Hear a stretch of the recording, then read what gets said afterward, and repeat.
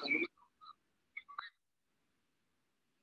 sumar 1, 3 palitos, una V, una X, 2X y así, porque anteriormente de los números arábigos se usaban los números romanos hasta esa parte del siglo XV, se usaban los números romanos en la península ibérica, pero los árabes, para hacer el comercio más factible, la suma de aquellas ganancias y ventas usaban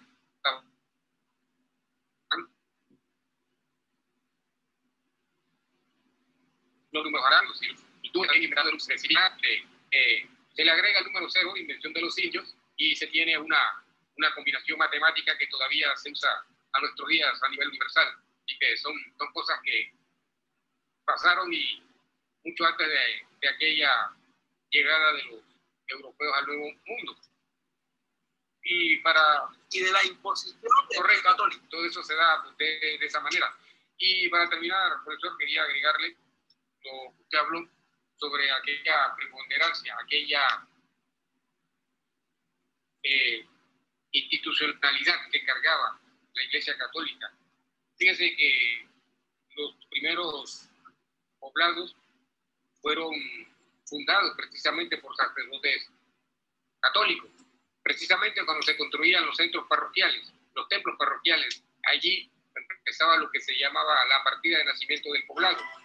Hace unos años, por una investigación de nuestro amigo el profesor Arturo Guzmán, que consigue una documentación del Archivo General de Indias, nos damos cuenta que la parroquia San Francisco de Paula fue fundada un 24 de marzo de 1712, cosa que no se sabía anteriormente, que había sido fundada por don Diego Muñoz de la Trinidad. Aquellos oficios religiosos de la época, bautizos, matrimonios, funerales, confirmaciones, eucaristías, casi los mismos que tenemos hoy en día, tenían que venir a la parroquia madre, que era la Chorrera, de los poblados de Arrayán, con Y, Capirá, Chamé, La Ermita y Isla Española Antigua de San Pedro de Taboga. Entonces, la parroquia San Francisco de Paula cumplió hace unos años más de 302 años de fundación. Entonces, en aquel entonces se ve la importancia que se le da a los sacerdotes de los pueblos, prácticamente autoridad para construir templos, para fundar poblados, y como usted lo mencionó, también en algunas documentaciones, transacciones o algunos fallos judiciales firmaban los sacerdotes como autoridades, como testigos, al lado de lo que era un alcalde, un corregidor, un gobernador, un tesorero municipal, un notario de aquel entonces. También firmaba un sacerdote, el cura párroco del pueblo firmaba como testigo, miembro de la comunidad, y algunos vecinos del pueblo, don fulano, don sutano y así, personas de importancia. Acá hacen un comentario, licenciado Fría. Dice, de hecho, en Darién todavía se puede indagar sobre algunos apellidos con la Iglesia Católica, por el tema de que mantenían todos esos datos. Documentaciones. Archivos parroquiales, si no me equivoco. Correcto. Porque hay que hablar que no, o sea, en la misma parroquia, no en la capilla. Correcto. Sí, porque recordemos que en algunos casos no se hacían en aquel entonces censos, sino que se basaban en los números de nacimientos, más bien de bautizo. Se bautizaba, se volvía al cristianismo y se le daba un nombre a la persona, al niño bautizado, y eso todo empezaba a hacer una especie de conteo, lo que conocemos hoy como censo. Aquello lo empezó primero la Iglesia Católica. Tenía, como usted dijo, los archivos parroquiales, los cuales daban de cuántos, en algunos términos, en algunos lugares se llegó a ser el término de cristianos por el habitante. Así que también de esa manera pues, la administrativa llegó a tener una instancia, porque en algunos casos se consultaba para un número de habitantes, se consultaba con el cura párroco y no con el alcalde. Claro. Bien, no hay pregunta, dice profesor Leonardo. Acá, profe, no hay preguntas, profe. Ok, creo que bueno, está presente el profesor Alexander para que le dé alguna palabra al profesor Carlos Fría.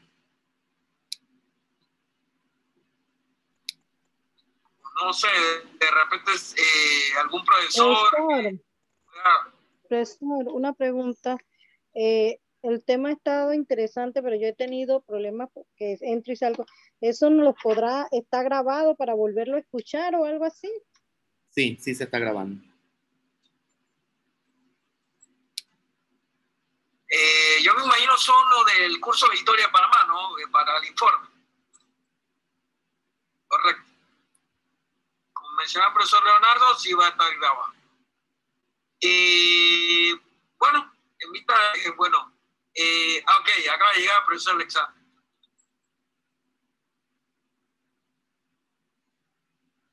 ¿Cómo está, profesor Alexander? Bienvenido. Hola, ¿qué tal? Que vengo corriendo, apurado, porque vengo llegando al colegio.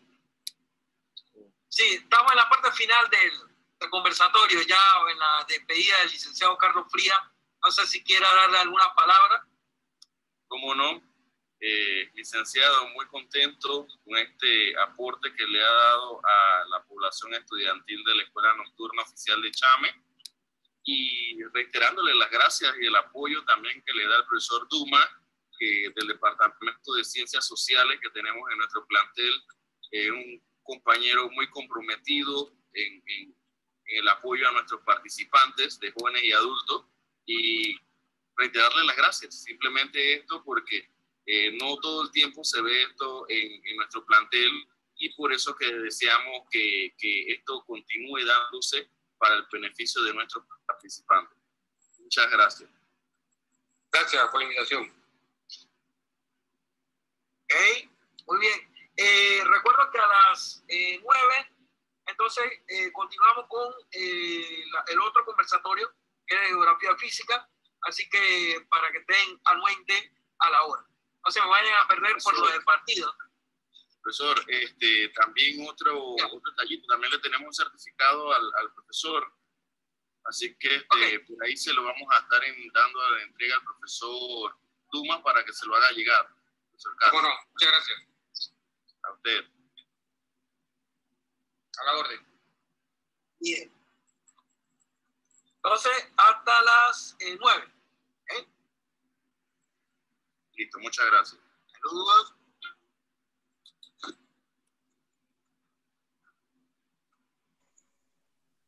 Buenas noches, Duma. Buenas noches.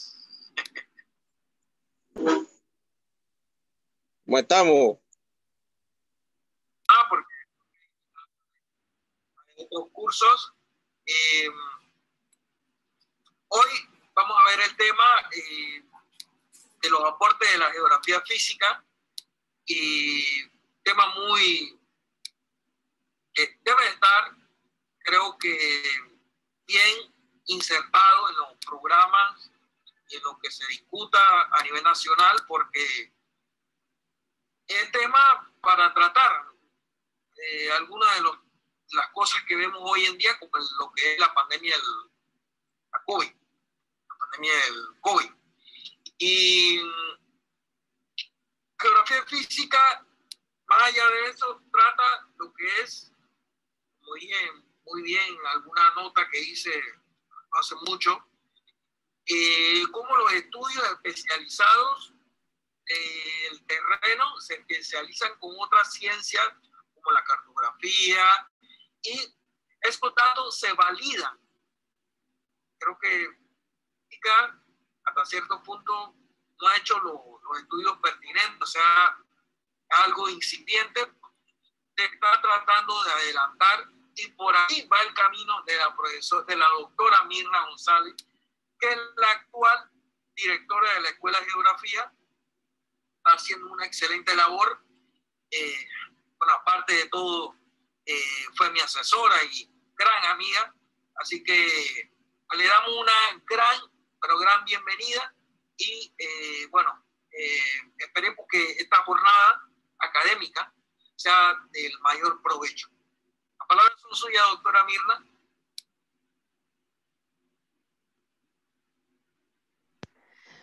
Sí, buenas a todos. Bueno, agradecida por la invitación que me dan. No sé a qué nivel académico me enfrento, si me pueden decir. Secundaria, profesora. Secundaria. Ah, ¿premedia o media? Mirna. ¿Premedia o media? ¿O ya la parte final de los estudios bachillerato? Media. ¿Ah? Jóvenes y adultos de media académica. Muy bien, muchas gracias. Bueno, sí, porque el tema de la geografía, dado pues a cómo estudiar geografía, realmente es un asunto bastante complejo, digámosle así, un poco complejo. Entonces, de acuerdo a la formación académica que cada uno tiene o que uno promueve, ¿verdad? Porque nosotros a veces pensamos de manera muy generalizada, bueno, en el nivel primario estudiamos pues geografía bajo el contexto de las ciencias sociales o estudios sociales. Posteriormente en la premedia ya vemos la geografía de Panamá y la vemos también un estudio muy generalizado a nivel pues ya continental, o sea, del mundo, estudiamos los continentes y todo esto. Y posteriormente ya la geografía la vemos desde el punto de vista ya cuando estamos en esa educación casi de bachiller, la vemos enfocada a la geopolítica, a los estudios del poder, el territorio, cómo se tratan pues el tema de los territorios en los diferentes escenarios, ¿verdad? Que conforman el mundo.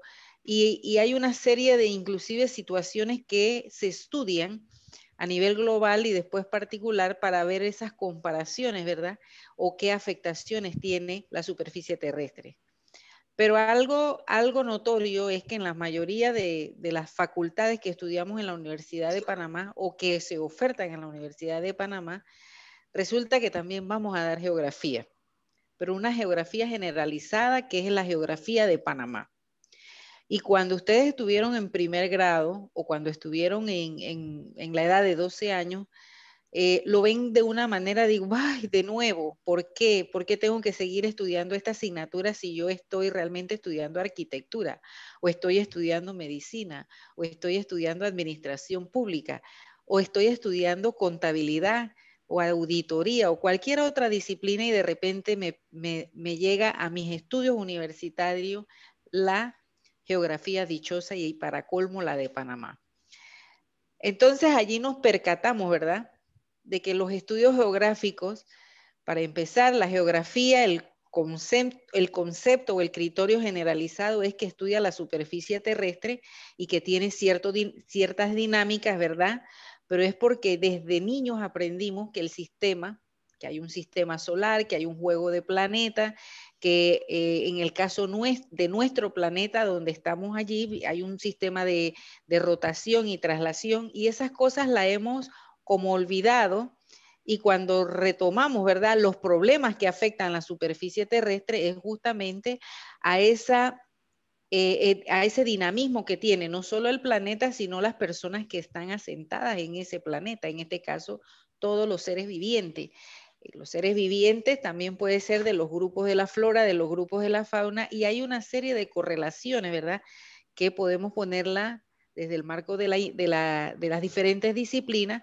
Y definitivamente, ¿verdad? Nosotros en el campo de la geografía vemos entonces que vamos a estudiar, bueno, la relación del territorio propiamente dicho.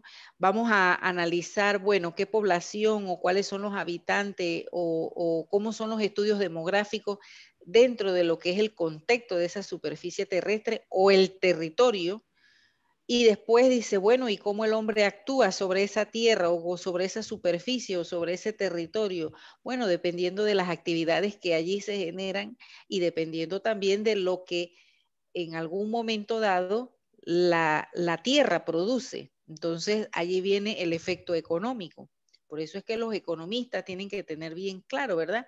Cuáles son las tierras que se producen, qué es lo que produce, cuál es la potencialidad que tiene, cuál es la capacidad de los suelos que existen en determinados territorios, de tal manera que dentro de ese contexto inclusive estudiamos todo lo que es la biota, tanto de flora como de fauna, y vemos que los territorios hoy día están delimitados por áreas geográficas denominadas áreas protegidas, áreas de conservación, áreas de preservación, y que allí de verdad, y que allí hay alguien que tiene el micrófono abierto, y que allí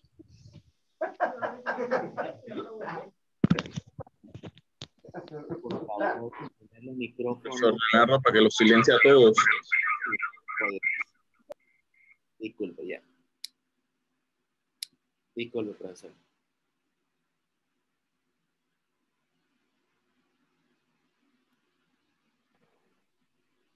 Silenciaste a la profesora Mirna. Disculpe. A ver. Es que como se silenció a todos.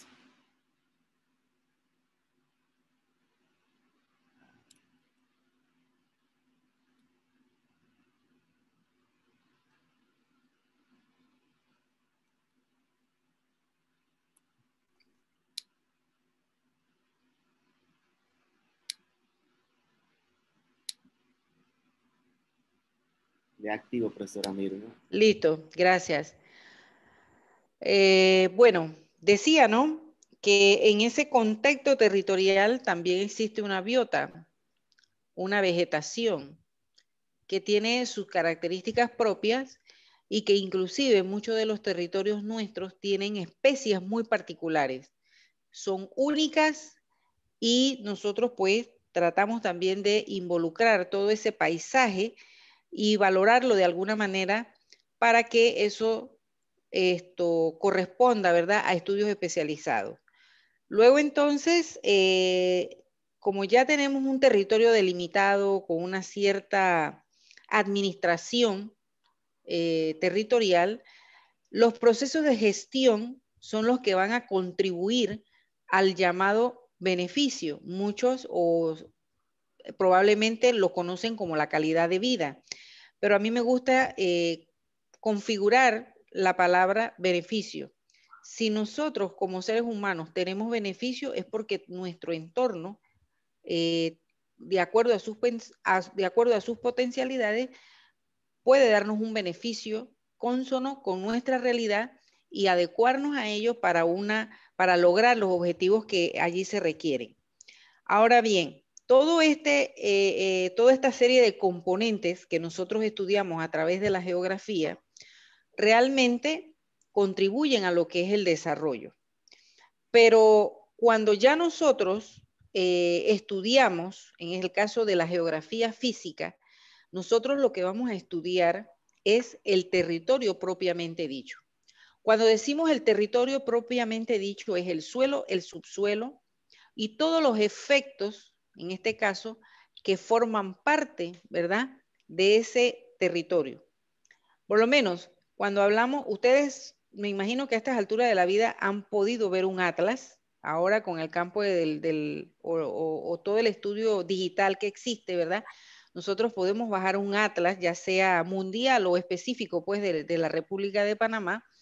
Nosotros nos podemos dar cuenta que todos los aspectos físicos que vemos es la posición geográfica y que al nosotros estudiar la posición geográfica, nosotros determinamos matemáticamente cuál es el punto que nosotros estamos refiriéndonos en términos geográficos. Luego entonces pasamos, ¿verdad?, a estudiar después de una localización, nos ubican a nivel del mundo, ¿verdad?, en qué zona climática nosotros nos encontramos, cuántos tipos de clima tiene Panamá y qué estudios más específicos se han realizado, ¿verdad?, con el tema de la geografía física. Entonces, a partir de ese estudio climático que tiene Panamá, nosotros entonces tenemos toda una serie de tipologías y clasificaciones que van a determinar la verdadera potencialidad del territorio. Eso por una parte. Y estudiando esa potencialidad del territorio, nosotros podemos darnos cuenta, qué capacidad tienen estos suelos. Entonces los suelos nos vamos a dar cuenta que algunos son arables, algunos no son arables, otros tienen una tipología y una característica específica y que decimos muy graciosamente, no podemos sembrar yucas o frijoles donde la capacidad realmente de los productos que allí se tienen que sembrar o producir realmente son otros. Arroz. A veces los agrónomos dicen, bueno, es que el arroz no produce aquí porque el grado de salinidad que tienen los suelos no lo permite. O sea, ya ahí está ese especialista determinando un ejemplo científico o definiendo realmente la capacidad de los usos de la tierra. Por lo menos, si nosotros estudiamos las áreas costeras del país, nosotros vemos que la representatividad vegetal que existe en las áreas costeras está por manglares. Y un caso muy particular y que pongo como ejemplo es la zona del área de Parita, justamente donde se encuentra el Parque Nacional Sarigua. ¿Por qué se considera una albina? ¿O por qué existen áreas geográficas que tienen, ¿verdad?, ese aspecto seco de un clima muy seco, o hay áreas geográficas en Panamá que tienen un clima demasiado húmedo? Pero es que aunado a esa caracterización, ¿verdad?, vemos datos muy importantes que podemos estudiar como el efecto lluvia, el efecto viento, el efecto humedad relativa y una serie, ¿verdad?, una serie de datos que nos ayudan a realmente a determinar ese clima.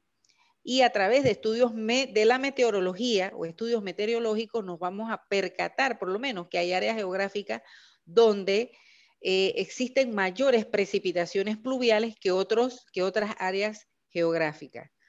Uno de los grandes investigadores justamente de los aspectos físicos del territorio panameño fue el doctor Alberto Macay, quien profesor y director también del Departamento de Geografía de la Universidad de Panamá, contribuye, ¿verdad?, con estudios especializados del área física para decir y determinar, ¿sabes qué? Cuando nosotros nos referimos a microclimas es porque aquí hay un escenario diferente a otro representativo en el país que puede hacer la diferencia entre la estancia climática que tienen determinados territorios. Y por eso ustedes ven en los atlas, sobre todo en el atlas ambiental, que existe esa particularidad de que ya nosotros a nivel nacional podemos determinar áreas geográficas con unas nuevas categorías que le denominamos microclimas. Estos microclimas son delimitaciones relativamente, con espacios relativamente chicos o medianos que establecen por siempre un determinado comportamiento climático. Sin embargo, hay un efecto muy importante dentro de los estudios climáticos, que es el asentamiento humano. Cuando nosotros nos referimos a los asentamientos humanos, es realmente cuando determinada población o determinadas comunidades viven en algunos territorios que inclusive no saben cómo se construye o cómo se constituye esa acción del hombre ante esos escenarios. ¿Qué digo con esto? Supongamos, ustedes todos son del área de Chame, creo yo, ¿no? O del área del Panamá Oeste, pregunto.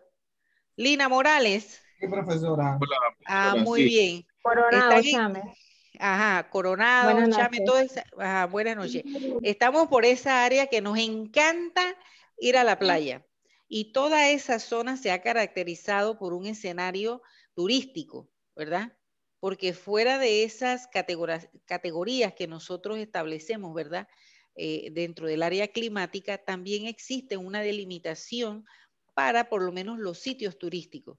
Entonces, La complejidad de los territorios es tan grande y tan amplia que por lo menos en el caso de la zona costera de Chame, una de las potencialidades territoriales que tiene es que está construida toda una serie de escenarios de vegetación tipo manglar y donde, según el estudio que hizo el Ministerio de Ambiente, anteriormente Autoridad Nacional del Ambiente de la República de Panamá, fue que en esa zona de manglar del litoral de Chame existen 11 especies de manglares. O sea, que tiene un rico potencial e inclusive el área de Sajalices, el área de, sí, todo el área de Sajalices por lo menos tiene un potencial grande de lo que es carbón, de lo que es leña, de lo que es productos marinos costeros, ¿verdad? Que son recursos naturales explotables, pero que si en un momento dado ellos hacen una sobreexplotación, esa ciudadanía, esa población que vive allí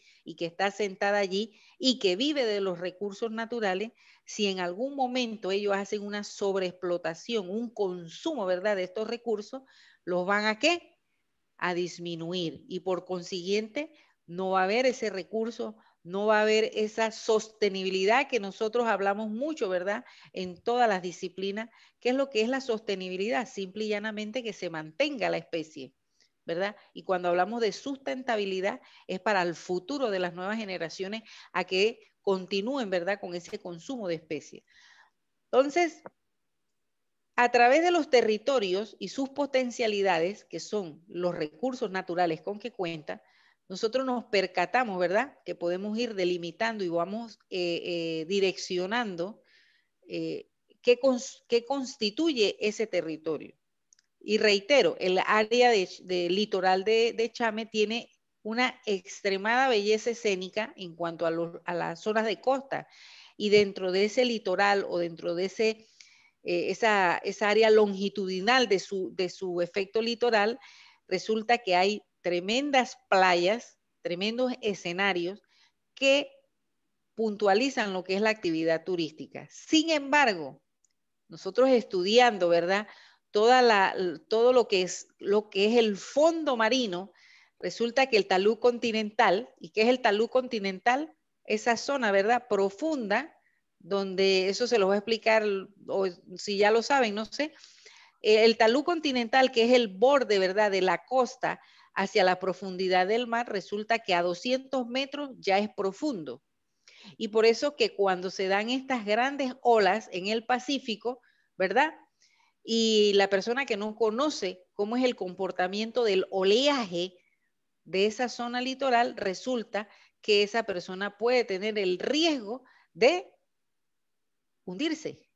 Y ese oleaje también permite, ¿verdad?, en conjunto con el viento y otros efectos naturales, pueden contribuir a que esa persona, si está nadando en un determinado punto, ¿verdad?, que es una zona de riesgo, entonces pueda tener efectos negativos, llegando pues así hasta la muerte.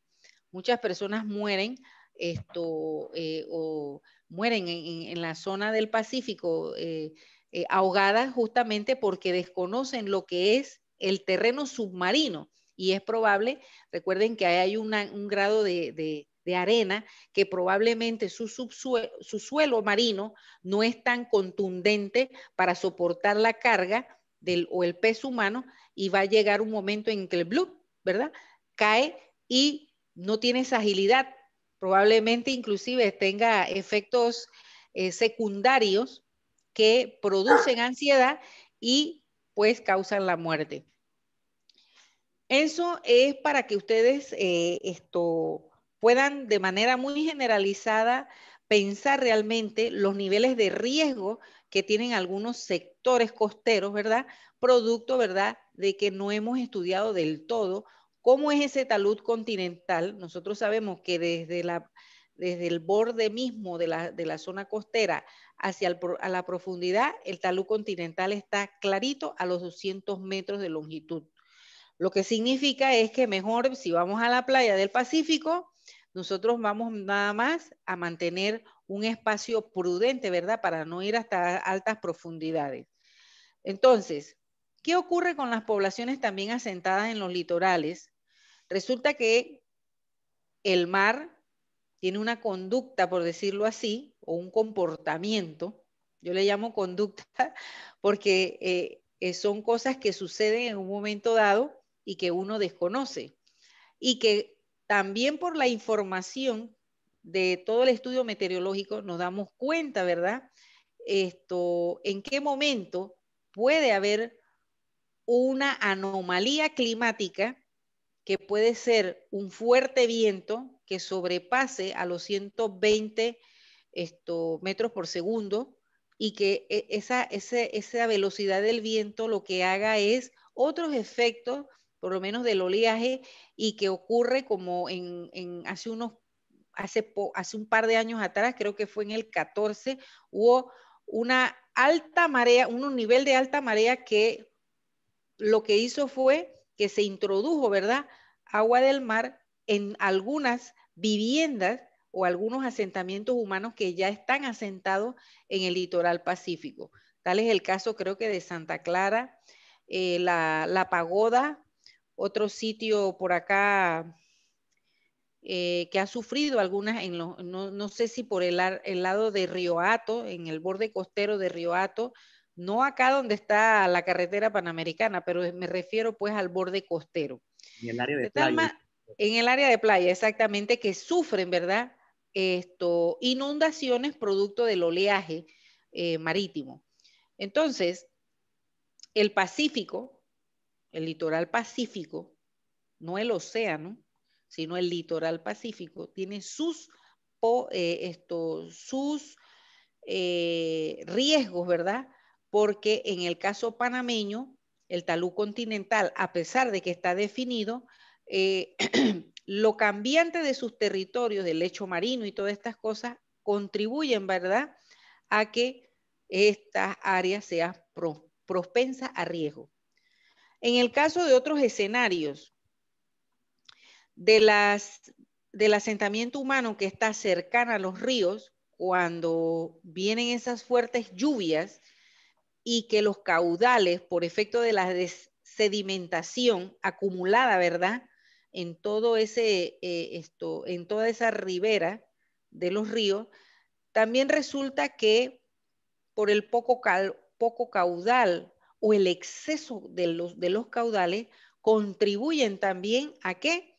A que existan por lo menos un volumen excesivo en determinados tiempos, y si hay viviendas que están a 10 metros de la orilla de ese río, tengan la plena seguridad, o inclusive de una quebrada o de alguna fuente hídrica cercana a ese escenario, ¿verdad?, donde hay asentamiento humano, tengan la gran seguridad que también va a tener efectos de inundaciones.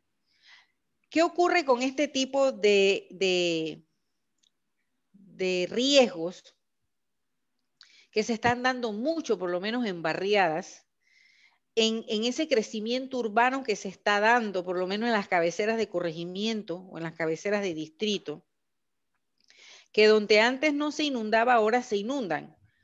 Bueno, eso tiene una explicación que es alta y clara, que es que justamente el campo de la geografía, si bien es cierto, ha determinado los escenarios y la capacidad de las tierras o de los suelos, también tiene la potestad de planificar en qué momento podemos nosotros asentar una población o determinar un escenario para actividades que son representativas para el área. ¿En qué sentido nos basamos? En crear, ¿verdad?, cómo podemos administrar o cómo se pueden planificar esos escenarios de tal manera que nosotros se pueda producir instrumentos que vayan hacia un orden de esos territorios. Hoy día, por lo menos, el ordenamiento de los espacios geográficos es una disciplina que forma parte no solamente de la planificación de los territorios, sino también del campo de la geografía.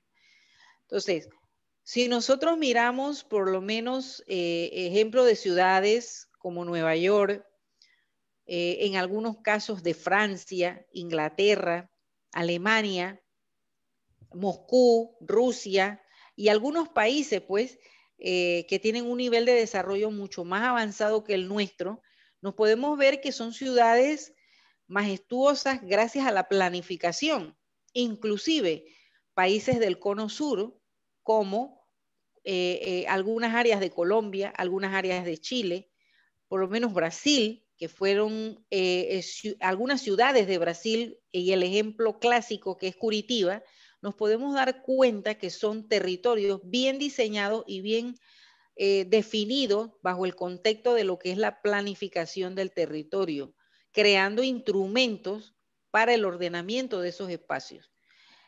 De tal manera que esto lo que nos ayuda es a contribuir a definir bien los espacios, a decir qué constituye cada territorio y a definir realmente cuáles son las zonas de riesgo.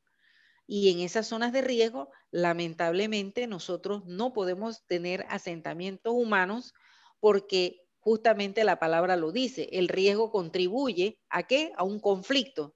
Y esos conflictos son generados a través de inundaciones, producto de las lluvias.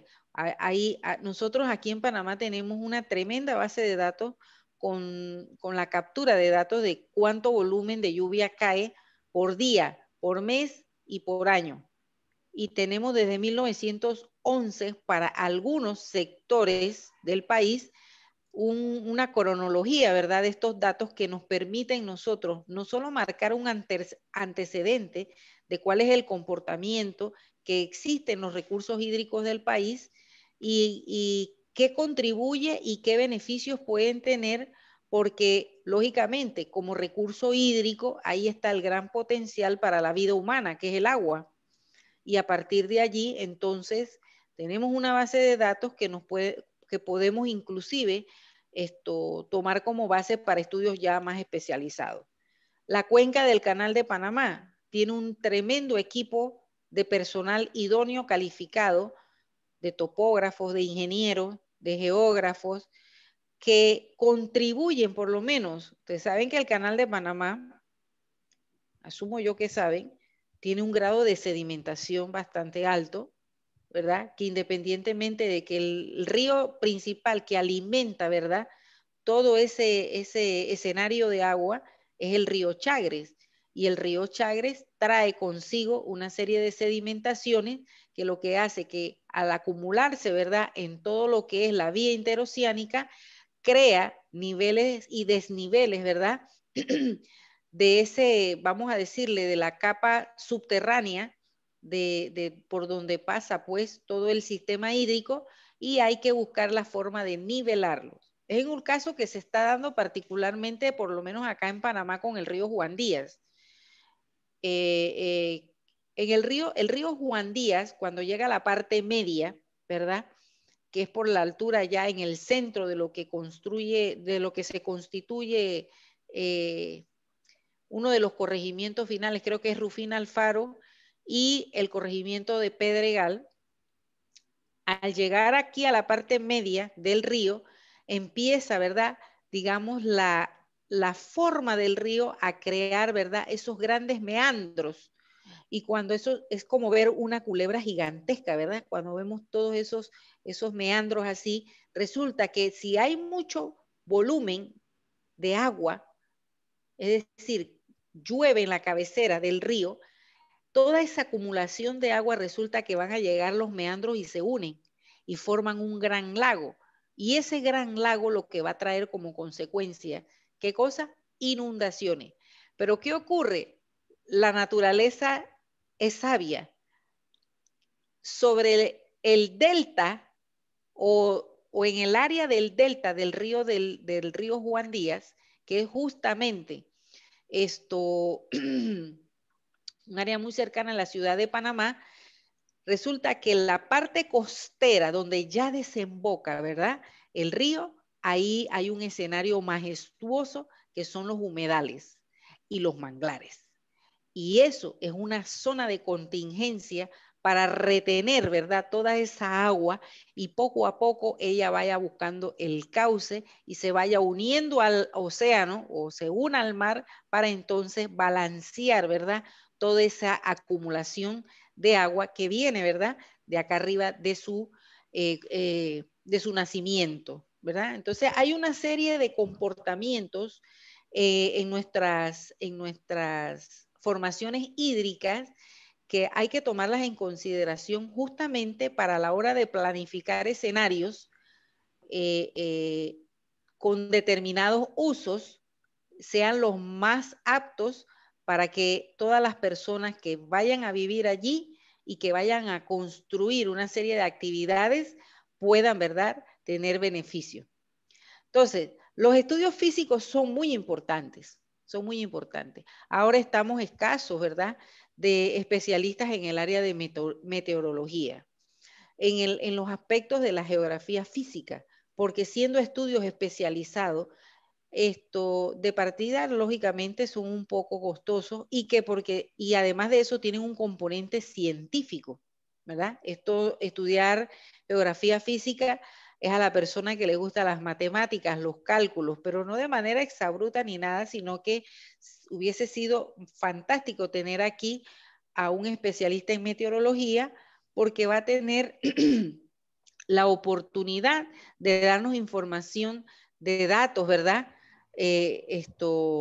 Favorable a la investigación. Muchas de nuestras investigaciones geográficas, inclusive no tenemos datos contundentes para que nos ayuden a nosotros a descifrar cómo realmente es ese terreno, qué tipo de suelo hay allí, por qué existe esta vegetación y darle una explicación más lógica y científica, ¿verdad?, del verdadero uso que tienen esos territorios. Así que, de manera muy generalizada, compañeros, yo le puedo decir que los aportes, claro que hay aportes muy tristes, en el sentido que son pocos los estudios particulares que se han hecho en el campo de la geografía física. Es más, los primeros estudios antropológicos que se han realizado para definir realmente un escenario en determinados territorios de Panamá necesitan, ¿verdad?, sobre el análisis concreto de un especialista en geografía física. La congregación de científicos que existen, por lo menos en el Smithsonian, contribuyen, ¿verdad?, cada día más a la investigación de los territorios, de cómo nació Panamá, de cuál fue la estructura, ¿verdad?, geomorfológica y geológica que originó, ¿verdad?, a tener hoy lo que tenemos como territorio. ¿Cuántos volcanes tenemos? ¿Qué estudio de vulcanología nosotros hemos hecho en Panamá? Nada más el del volcán Barú, pero existe un cráter que es el Valle de Antón, denominado así, ¿verdad?, porque sí, ahí supuestamente muere la cadena montañosa y eso es una perfecta mentira, ¿verdad? No muere el sistema montañoso o el sistema de volcanes, más que nada, por decirlo así, que contribuyan realmente a un estudio especializado en el campo de la geografía física. ¿Por qué explicación dentro del contexto de la geografía física nosotros podemos determinar que efectivamente aquí se pudo construir una vía interoceánica? Así le llamamos hoy. Pero si nos vamos a estudios de la historia de Panamá propiamente dicha, nosotros hablamos de una zona del canal, hoy vía interoceánica, porque nos hemos percatado que la sociedad panameña inclusive ha cambiado, ha tenido cierto dinamismo y su pensamiento histórico, construida bajo la base de un pensamiento filosófico, nos ha ayudado, ¿verdad?, a determinar en un momento dado todo ese bagaje y todo ese conocimiento y toda esa trascendencia evolutiva del hombre panameño a través, lógicamente, de este cúmulo de conocimiento. De tal manera, compañeros, que bueno, ¿cuál es la caracterización física de la parte occidental del país? ¿Cuál es la diferencia que tiene con respecto a la parte oriental del país? ¿Por qué en el área metropolitana está más susceptible, ¿verdad?, a una geografía de riesgo? ¿Qué tipo de población, ¿verdad?, está asentada en escenarios que contribuyen es al conflicto generado lógicamente por el efecto climático? Siempre ha existido efecto climático, Siempre ha existido un efecto de invernadero, pero ahora lo vemos de una manera como más presencial, porque el hombre ha invadido territorios y porque la población simple y llanamente ha crecido. A veces la misma, por decirlo así, el mismo escenario terráqueo, es decir, el planeta, nosotros a veces decimos, oye, mientras en la China o en toda el área oriental de la superficie terrestre, en la parte oriental, existen tsunamis, maremotos y una serie de fenómenos naturales que son inmensos. ¿Cómo se explica eso? Y allá existen estaciones inclusive, hay invierno, hay verano, hay otoño, hay primavera. Pues que ellos pertenecen a una zona determinada, zonas climáticas que ya el hombre ha determinado producto, ¿verdad?, del estudio global que se ha hecho, eso por una parte. Y por otra, en el caso de la zona intertropical, donde nosotros estamos incluidos, bueno, hay escenarios donde las precipitaciones pluviales son mucho más extensas que otras. Bueno, ¿y por qué ese fenómeno? Entonces, allí el campo de los científicos hacen los estudios pertinentes al caso. Yo sé que a ustedes les puede llamar mucho la atención estudios muy particulares, por lo menos el Triángulo de las Bermudas, y hay historias sobre ese escenario, ¿verdad? Eso tiene una connotación.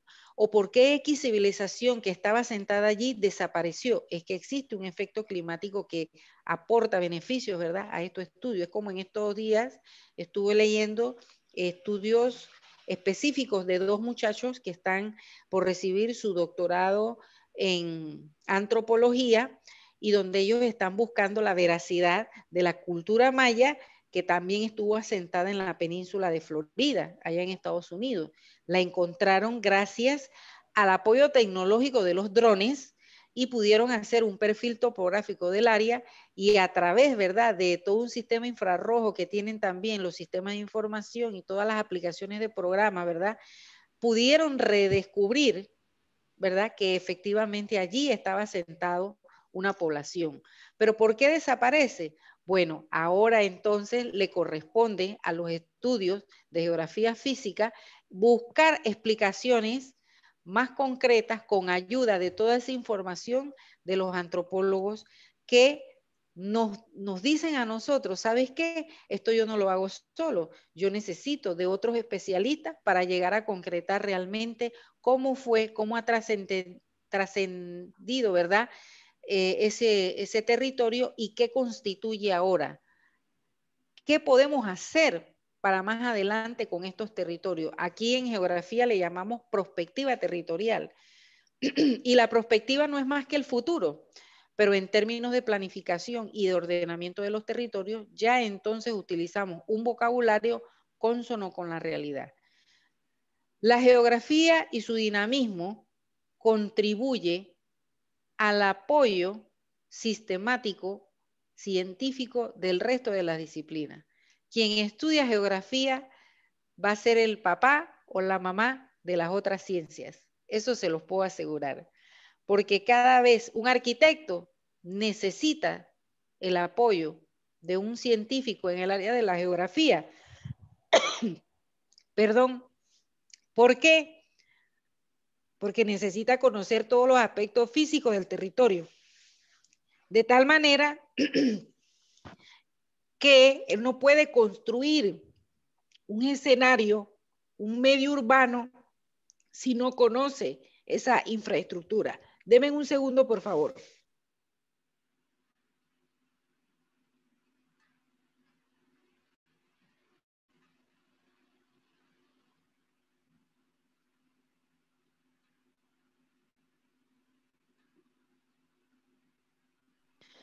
Muy bien. Un agrónomo no puede sembrar por sembrar. necesita del apoyo de un geógrafo que le permita determinar cuál es la capacidad agrológica de los suelos y qué nivel de nutriente tienen esos suelos para poder producir lo que realmente quiere ese agrónomo desarrollar. De tal manera que un geógrafo ayuda a determinar los niveles de riesgo en determinados territorios. Ayuda y determina también qué tipo de población puede estar allí. Nosotros estamos dados, los arquitectos y todo el campo de la ingeniería, desarrolla inclusive esta cuestión que le llaman urbanizaciones, ¿verdad? Por lo menos allá en el caso de Chame, se están dando muchos proyectos urbanísticos. Pero la pregunta del siglo es, ¿estarán construyendo en suelos o en tierras que son para ese uso? Es la pregunta, ¿no? ¿Estudiarán capacidad de carga esos grandes edificios que tienen contemplados como resort?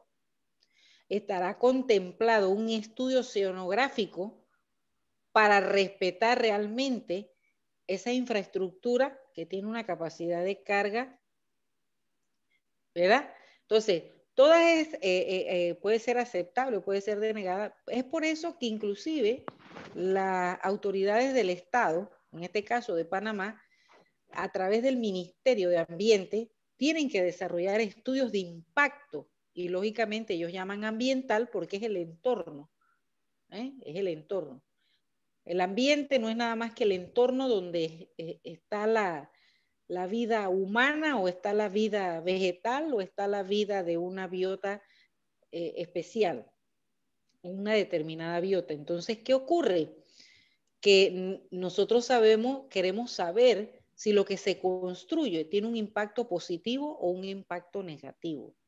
Los impactos negativos son los riesgos, son los conflictos, que si usted construye o se desarrolla un proyecto de urbanización y no contemplamos que hay recursos hídricos, que aquí muchos, en el caso de la Mitra, que es un estudio que estamos realizando unas chicas de maestría en la Universidad de Panamá Oeste, en el Centro Regional de Panamá Oeste, nos percatamos con todo y pandemia que se están dando un gran desarrollo urbanístico en la Mitra, pero resulta que están desnudando, por decirlo así, o están quitando o están desapareciendo toda la cobertura vegetal de Playa Leona.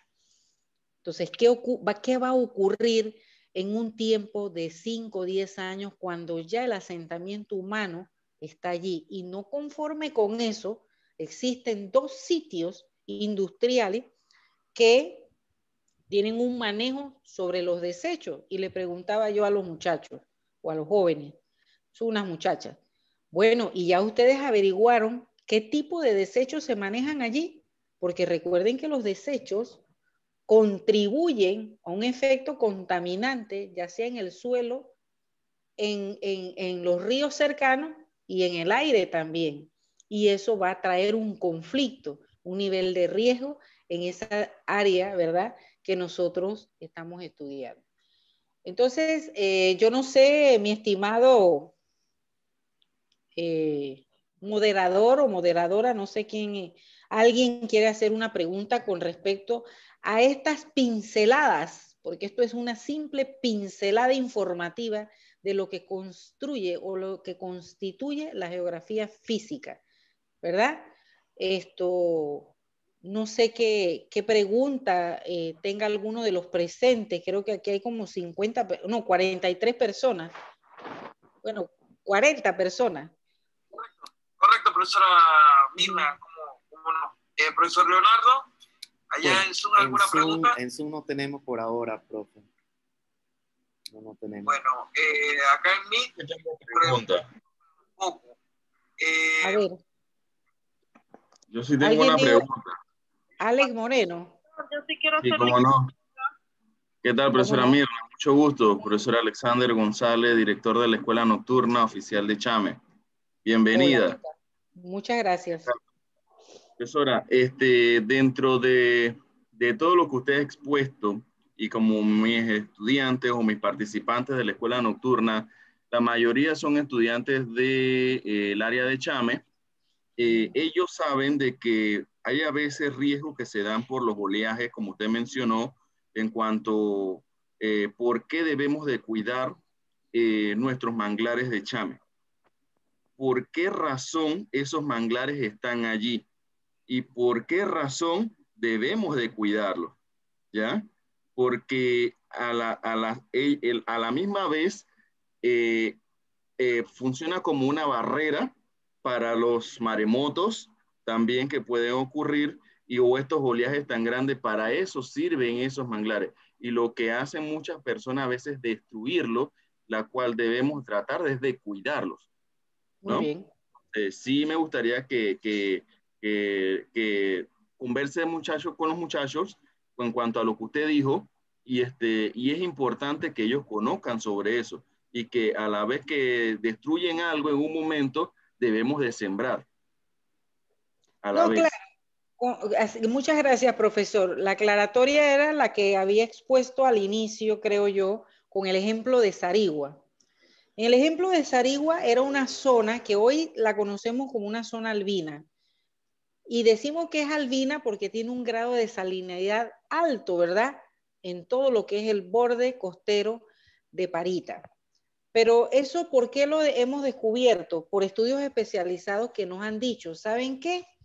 Resulta que esta vegetación y que todos estos, por decirlo así, todas las especies que estaban conformando esta zona, de la noche a la mañana fueron muriendo. ¿Y saben por qué? Porque justamente la barrera protectora natural, que es el manglar, fue devastada. Entonces, cuando usted no tiene, yo me imagino que en clase sus profesores le dicen, ¿no?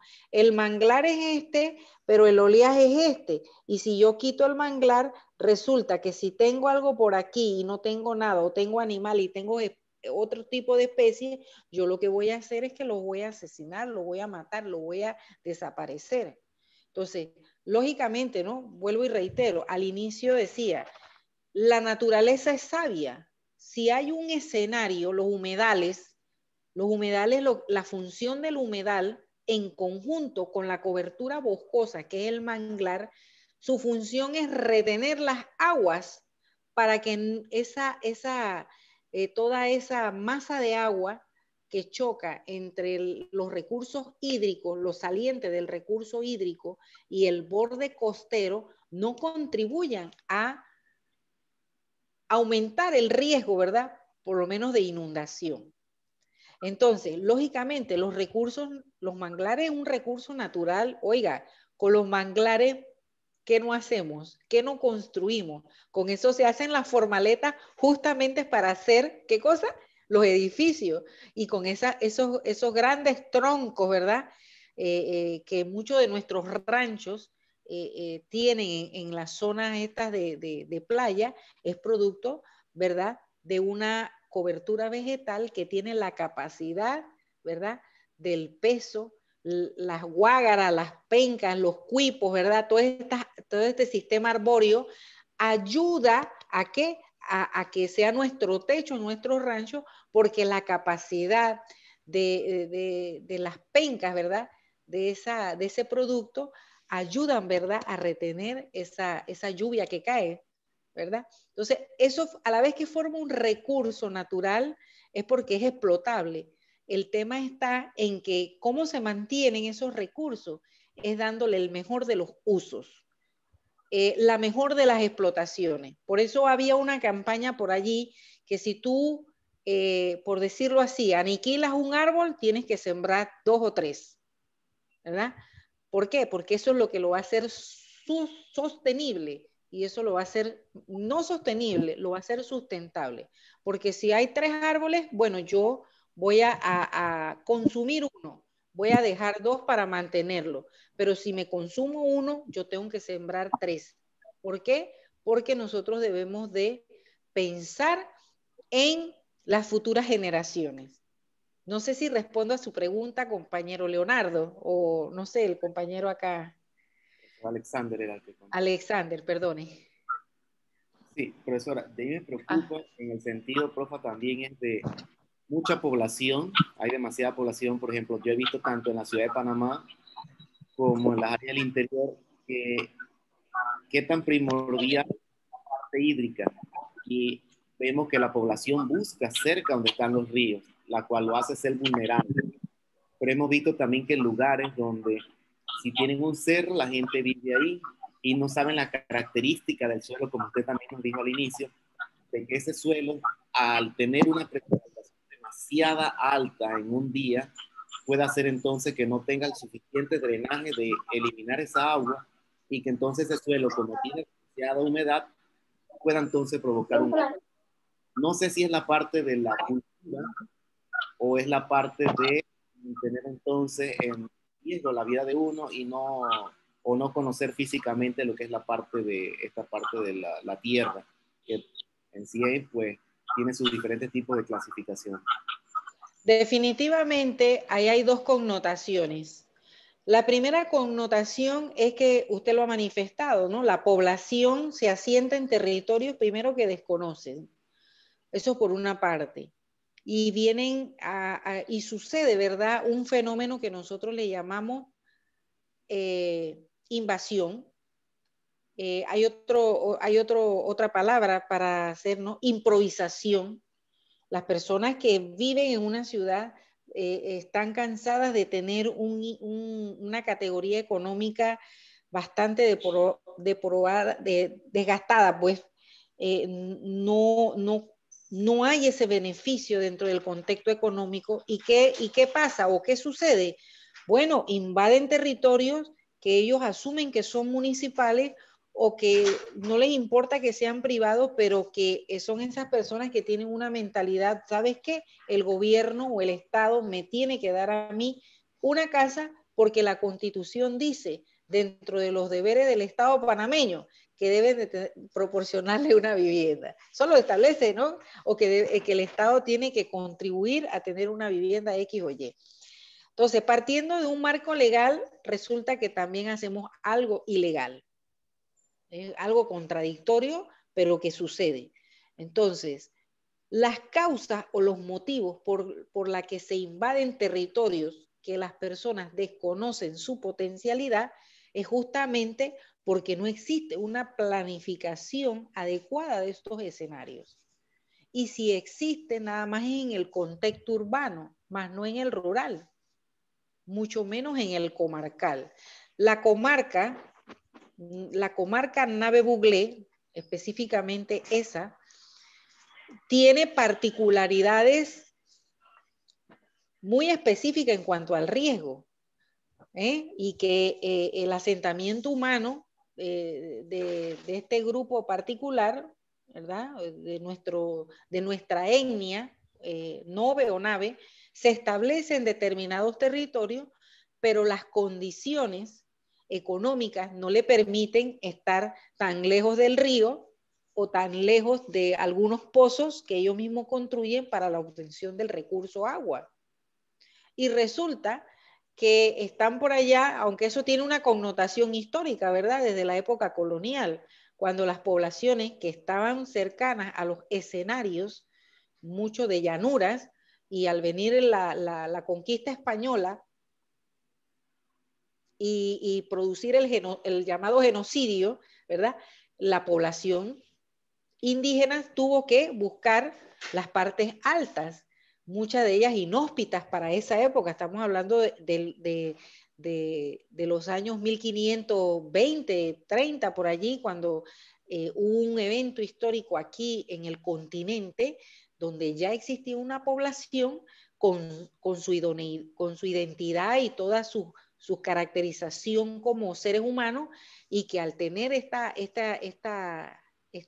asunto, ¿verdad? Esta llegada de colonizadores, se van a otros escenarios y nuestros indígenas van y buscan, ¿verdad?, las montañas.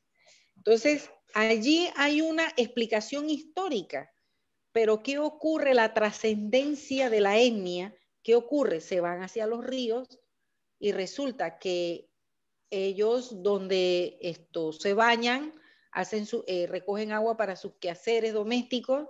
El agua es un recurso imprescindible en nuestras vidas. Nosotros nos hacíamos por el agua, hacemos todo gracias al agua. Por eso es uno de los recursos vitales, pero resulta ser de que, mira, Panamá es uno de los países que no debería pagar agua, y menos con tanto volumen de agua que se bota en las esclusas, ¿verdad? Panamá fuese un país, Panamá es un país millonario. El asunto es que ya cuando hablamos de gestión de términos como gobernanza y gobernabilidad, que eso lo van a estudiar más adelante ustedes, asumo yo, se van a poder percatar, ¿verdad?, de que la geografía lo estudia todo, gracias a esa conducta y a ese comportamiento humano en determinados territorios. Entonces, mucho de qué hablar, mucho por compartir, mucho por descifrar, muchas cosas que hay que darle respuesta. Y el gran problema en este país, damas y caballeros, es que aquí no hay una planificación, una ordenación de los espacios, y si la hay, no se respeta. Yo pienso que sí hay una caracterización física muy, muy acertada a nuestra realidad, pero que independientemente de lo que nos digan los documentos, como los atlas u otros documentos específicos, ¿verdad?, informes, como por lo menos hay un informe muy bueno que tiene el Ministerio de Ambiente con respecto a estudios sobre el manglar de Chame, sobre las costas de Chame. Hay estudios específicos que nos ayudan a nosotros no solamente a conocer el escenario, sino de qué acciones debemos hacer nosotros en función a esos escenarios para, reitero, el beneficio de cada uno de nosotros. Así que en el campo de la geografía, sobre todo física, estamos en el inicio, estamos en el arranque, es el momento oportuno para hacer estudios específicos con respecto, ¿verdad?, a lo que son los cambios, ya sean estructurales, físicos, geológicos, inclusive geomorfológicos, porque tenemos una base de datos que nos dice a nosotros, por lo menos, cuando surge determinados territorios, si es en el terciario, si por allí cerca pasa una falla, si de verdad Punta Burica se va a desprender del todo. Esa es ¿cómo le llaman? Un interrogante que puede haber. ¿Por qué? ¿Y por qué pensamos eso? Bueno, por toda la actividad sísmica que forma parte de estudios especializados en el campo de la geografía física. Y aquí, ¡ay, que tembló! Oiga, todos los días tiembla, solamente por el hecho de que nuestro planeta gira sobre sí misma y alrededor de un sistema, tiene que temblar. Por favor. Así que bueno, compañeros, no sé qué otra pregunta tengan, porque ya el tiempo, nos quedan 4 minutos. Y yo soy muy respetuosa de los tiempos, ¿eh? Leonardo, Dumas. Sí, profa, de lo que debemos preocuparnos es que no tiemble. Bueno, todos los días tiembla. Ya el Instituto de Geociencias recopila, ¿verdad?, toda una serie de datos con respecto a la actividad sísmica en la República de Panamá, para que sepan.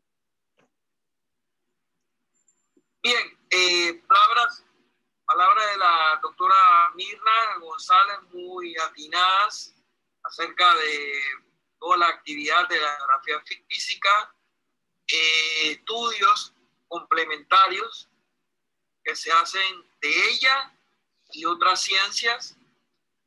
Muy bien también el tema particular del caso de los manglares y el caso de la realidad de Chame, que sí preocupa y que tiene que ser estudiado bueno, no creo que a profundidad, pero sí de manera general, por los habitantes de esta región, porque es un recurso que debe ser mantenido en el tiempo, sostenibilidad.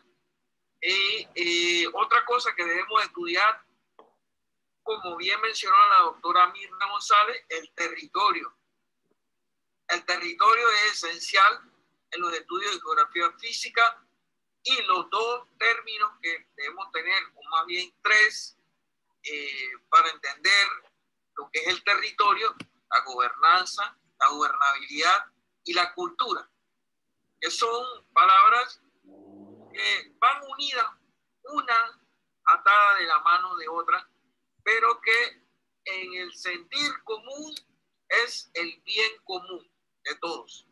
Y ver dos visiones esenciales en el territorio: la visión mecánica y la visión fragmentada. Como bien me mencionaba un profesor, ahora se me escapa el nombre, pero una trata lo que es el hacer las relaciones separadas unas de otras, y lo que busca la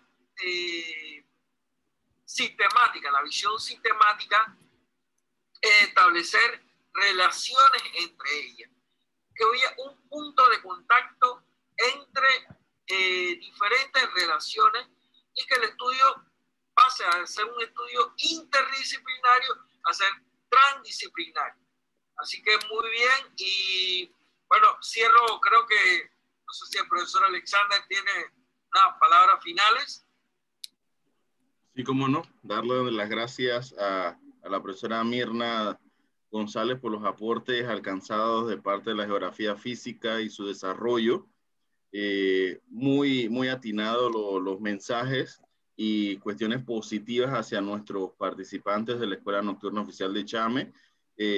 También darle las gracias a los moderadores de esta reunión que hemos tenido el día de hoy. Empezando, poco a poco hemos ido en la Escuela Nocturna avanzando con esta parte tecnológica, y que se vea de que nosotros como escuela nos preocupa, y tantos temas, como dijo la profesora Mirna, que se abarcan solamente en poquito tiempo, pero quisiéramos un poquito más sobre dichos aportes, ¿no? Entonces, pero por el tiempo, como dijo la profesora Mirna, no nos va a alcanzar para dar muchos detalles sobre el tema. Pero sí estoy muy contento, agradecido con la profesora Mirna. Se les va a hacer llegar una certificación de parte del Ministerio de Educación de Panamá Oeste, por parte del profesor también Dumas, parte de mi persona, para que lleve ese recuerdito también de nosotros como escuela, ¿ya? Y asimismo incentivar a los demás muchachos que están todos aquí en el grupo, y en los que no están también, que ellos mismos promuevan esto, ¿no? Y que a futuro salgan de aquí futuros historiadores, futuros geógrafos también, y que los puedan recibir también en la Universidad de Panamá. Y a la vez también llevar una voz, como nosotros como escuela tenemos un anexo de la Universidad de Panamá en la Rafael Maduro de la escuela de Chame, y sí me gustaría de que esta voz también de los muchachos, de mis docentes, pueda después abrirse área de ciencias sociales también en esta anexo de la Universidad de Panamá, de acá de La Chorrera, en Chame, para que todos estos muchachos que quieran seguir estudiando tengan la oportunidad de tomar algo de repente en ciencias sociales, si se diera el caso de poder abrirla, y que no tengan que viajar hasta Panamá o viajar hasta Penonomé o a Chorrera para poder recibir sus estudios, y que sea también la profesora Mirna portavoz de esto en la Universidad de Panamá, de que los muchachos de esta región también necesitan un poquito más. ¿Ya? Bueno, para finalizar, ¿verdad? A manera de compartir una sugerencia curricular pudiera ser, por lo menos la Universidad de Panamá, mientras tenga la posición pues de directora, podemos alcanzar, no por fin la victoria, pero sí alcanzar mecanismos de acción para hacer producción educativa en estos niveles, inclusive en los niveles de formación inicial a nivel de la universidad. Ahora con la virtualidad, por lo menos podemos hacer para sus docentes de la educación superior universitaria pequeños diplomados que fortalezcan, ¿verdad?, ese devenir en el campo inclusive de las ciencias sociales, o hacer diplomados especializados a nivel superior que contribuyan al fortalecimiento y conocimiento de estos docentes, y asimismo esto repercute, ¿verdad?, repercute en la enseñanza de todos los estudiantes, ya sea del nivel que fuere, pero que de alguna manera contribuya, ¿verdad?, al conocimiento que necesita la población estudiantil. Porque van a ser realmente van a ser personas que de alguna manera, directa o indirectamente, van a contribuir al devenir y a la prosperidad de cada lugar. Así que a todos muchas gracias por su invitación.